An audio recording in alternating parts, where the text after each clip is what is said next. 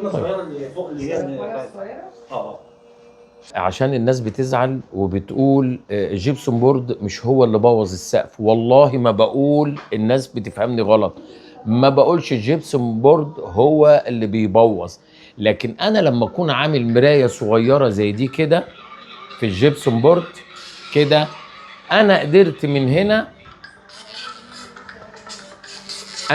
من هنا من خلال الخرسانه نفسها ان اعرف ان في شرخ في الخرسانه.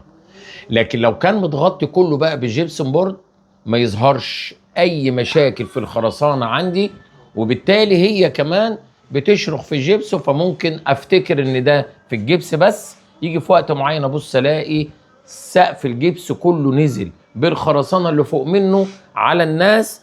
عشان كده انا بقول ما تغطيش السقف كله بالجبسون بورد، عشان خاطر لو في مشكله في الخرسانه ما تنقلش المشكله على الجبسون بورد وممكن تقع تعمل مشكله.